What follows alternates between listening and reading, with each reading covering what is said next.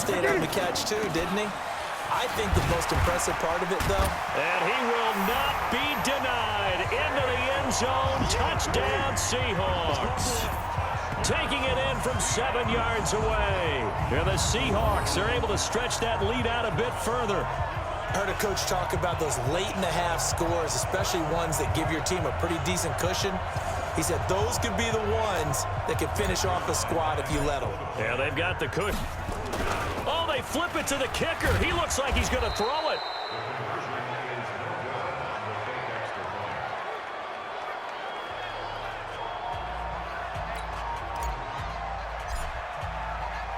Morstead out now following the touchdown to kick.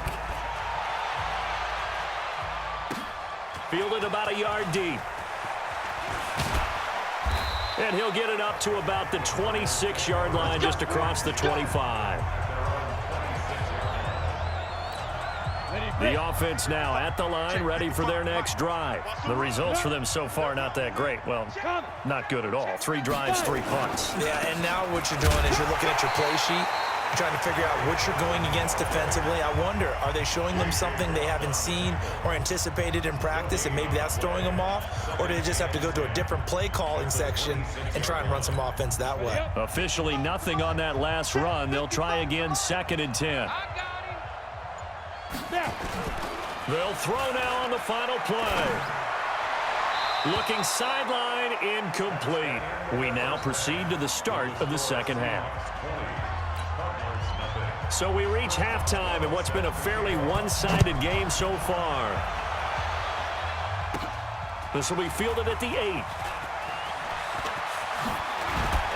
And he breaks it all the way out to the 38-yard line. Great return. Coming to the line here to begin their next drive, the Seahawks offense. They built a good first-half lead. Now they have a chance to add on to it. And what I'm thinking is that the offensive staff spent the entire halftime just working with them on, here's what we think they're going to do to attack us in the second half. Nice first half that we've had, guys, but be prepared for some change-ups. We're going to see them when we kick it off in the second half. See how they handle any adjustments that might be made defensively. And he goes down, but not before getting this inside the 25. Getting it to him in space pays off big time. That winds up going for 31. I know we love our jobs.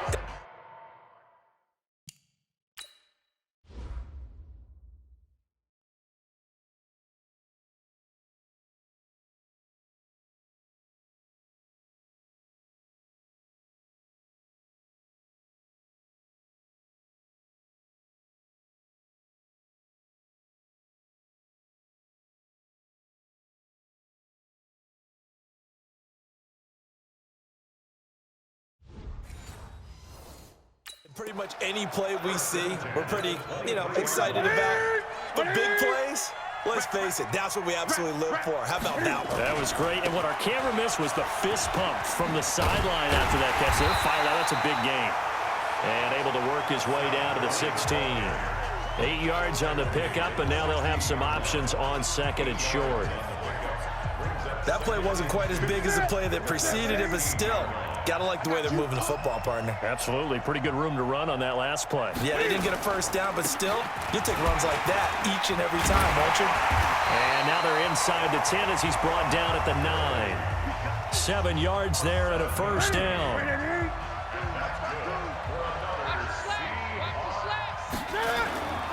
Off play action. Newton. Escaping the pressure right. And he's got it. Caught in the end zone for the Seahawk touchdown. Jared Cook there to make the grab. And the Seahawks are able to stretch that lead out a bit further. So he scrambled right, but was able to look back toward the middle of the end zone to find the target. As you know, in this game, sometimes you just have to know when to break the rules, because we all know most guys throwing the football are taught never throw back into the middle of the field on a scramble. He did it and got away with it for a touchdown. Instinct sometimes, right? They just take over. Instinct and vision. Sometimes you just see people who are open, you're able to get it to them. And he'll bring it back to just about the 25, call it the 24-yard line. The Cardinals offense now ready to get their first opportunity here in the second half. They're down in this game. A chance for the offense, though, to put something on the board, get some momentum here in half two. Try and get things kick-started for them. And you know at the half, they discussed how they were going to get that done. This is where scripting comes into play a lot of the time. How many plays do you script coming out of the second? Most of the time in the first half, you're scripting 12 to 16. I think in the second half, you're really scripting more like 8 to 10. Kind of a starter or an opener, whatever terminology they use. Just something to get you off to a quick start. Here's 2nd and 8. It's a short one here, complete to his tight end. The reception good for 7. It's 3rd down.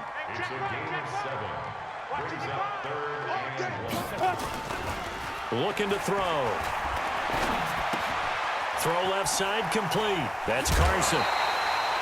It's a 1st down following a gain of 3. We always talk about having to read defenses and how complicated that is. Well, this was an excellent read. Read the pressure and got rid of the football before it even got to him. And the Seahawk defense gets to him, and they bring him down. Von Miller able to get in there for his 2nd sack of the afternoon. Now, following the sack, they'll look to make amends on a 2nd down and 17. Now it's Carson. And he'll be upended at the 33 following a gain of 3. And guess what? It brings up 3rd down. Brandon, all things considered, they have to feel pretty good about getting that type of a gain considering the blitz that they just had against them. They'll look to throw. Wide open receiver complete. And he takes this one down almost all the way to the 30. You know I'm going to lean towards the defender, right? You know I'm going to do that. I know. That's a tough situation for him as I see it. But the truth of the matter is, that ball was not streaking towards him. Had a little arc on it. He's got to find a way to get his head around and make a play on the football. So the big play changes the complexion of things. Here's 1st and 10 just outside the 30. Back to throw here. Under a heavy rush, and down he goes. Von Miller able to disrupt yet another pass play. That is his 3rd sack of the afternoon. Welcome back live to Orlando. A lot of happy faces in the crowd at this point as their guys have a big lead here to start quarter number 4. Here's a quick hitch route and the throw complete. A minimal gain there on the 8th play of the drive. You got the big lead defensively, willing to give them that underneath stuff, right? And this is why you work on your tackling. Tackle them after the catch, inbounds, keep the clock running. Just go ahead and bleed the game out that way. He completes it to Burbridge. And he'll go out of bounds after taking it a little further down inside the 40. They stop him for only 3 that time, and that'll bring up 4th down. One thing I think that's safe to say defensively, the tackling's been really good. And because of that, it's been very, very hard for them to move the ball because you're not getting the benefits of run after catch. They're tackling them almost on the spot. That means you have to run extra plays, harder to move it. The field position game, such an overlooked facet, Charles, of an NFL game, but this offense, they're going to be pinned back. What an ideal punt. An ideal punt, and it leads to that term complementary football because them doing that puts their defense in a great spot, doesn't it? Gives them a chance. If they want to be aggressive, try and maybe get a safety out of this whole thing, it puts them in that position. And he takes this just about a yard shy of the 20. An excellent way to start the drive there, 18 yards. It's always been funny to me, Brandon, when coaches always talk about on hot days like the one we have here, well, it's hot for both teams. But when one team has the advantage, when one team is running the ball really well and closing things out, it's hotter for the defensive side, and they sag a lot quicker. Yeah, they say the dog days of August, the heat we're seeing here today, dog days of September, and the advantage right now on the offensive side. After the incomplete pass, here now is 2nd and 10. Cam fighting. He lost the football. It's out. And the Cardinals have got it. Going the other way. And they'll spot him at the 3-yard line.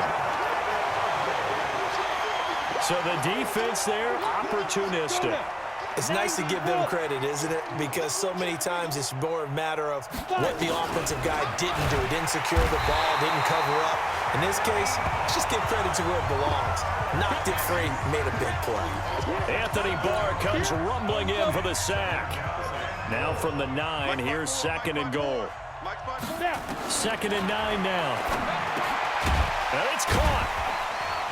And he'll be brought down here at the 3-yard line. They'll wind up getting 7 on the completion, but they'll still be faced now with a 3rd and goal situation. This is 3rd and goal, still looking for the first points of the game. They're going to look to throw to the goal line, but it's incomplete. Another incompletion. You know, it's a wonder he's still moving around back there the number of times he's been sacked. Yeah, he's staying out there, isn't he? And you don't think about it much in a game like this, but he's showing incredible leadership. Still competing, still fighting, not taking himself out of a ball game that appears lost. Well, it's a Pyrrhic victory at best, but, Charles, no team wants to get shut out, so it's hard to blame them for taking the 3 there. You can't blame them one bit. It hasn't been the best performance, that's for darn sure. But there is something to be said for fighting to avoid the goose egg, and they're at least trying to finish out strong. Well, 4th quarter, they felt like they needed the football back. Unfortunately, they couldn't get it. And I know we brought analytics into the game, and someone has said here that the data says that when a team's expecting an onside kick, 80% of the time, the team expecting it, they do actually recover the ball, which is what we saw here. I just wonder if that number is much more of a anecdotal type of a number. Kind of like when the coaches tell us, well, when you score on special teams, 93% of the time you win the game. I'm still waiting to see that number is empirical. Rolling to his right. They'll wind up with positive yardage. It's a gain of 3, but now it's 3rd down.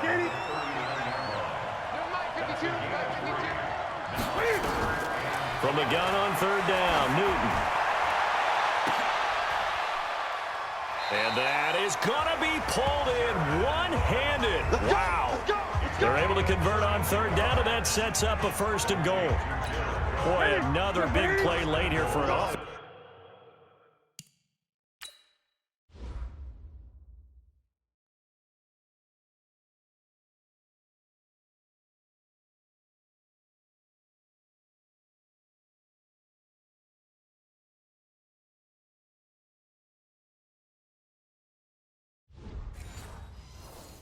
Charles, it certainly has had its fair share of big plays. Coverage has been a problem all game long, and I would say that going along with that has been confidence, because even if they had the right coverage, they've still dented them, and now it's been a real issue for them during this game. Well, where do you find that one in the playbook, Charles? You don't. You absolutely don't, and sometimes what happens is guys want to make a big play, and they turn it into a really... And this is going to be intercepted. Picked off with great anticipation. And a big turnover there as his guys will get the football back. And that's a great example of ball skills right there, partner. You and I do a lot of games, and I can't tell you how many guys look to run with the football before they've intercepted it. So that's a nice job of focusing on the task at hand and coming away with the interception. Here's a handoff to Carson to begin the drive. And he'll be tackled at the 23 after a gain of 3. Now you've got to hustle your guys to the line and get them set. Here's a 2nd and 7. Throwing middle, but it's incomplete. He continues to struggle to find a crease to break off a big one and might need to just put that aside and just try and ram his way forward and get what he can. On 3rd down, it's Carson. And he loses the football a 2nd time. The Cardinals going to use the first of their timeouts, as they'll stop it with just over 40 seconds to go in the game. Here's Brian Anger now, as he's on for the 5th time here today. And he deserves a bronze leg as he gets this one away. Fielded at the 33. It's a 42-yard punt, but 8 on the return. And possession will switch hands, 1st and 10. The Seattle offense now set to come back out on the field. They have the dream scenario you hope for coming into the game. Just one kneel here, and this game should be over. It's always the final play of preparation each week. The practicing of the kneel-down formation, the victory formation. We've got a game in hand, and that's all they're going to want to do now. They'll put someone back deep just in case something goes haywire. But all in all, take the snap, kneel. This is caught inside the 15. It's a big play there for Seattle. 45 yards.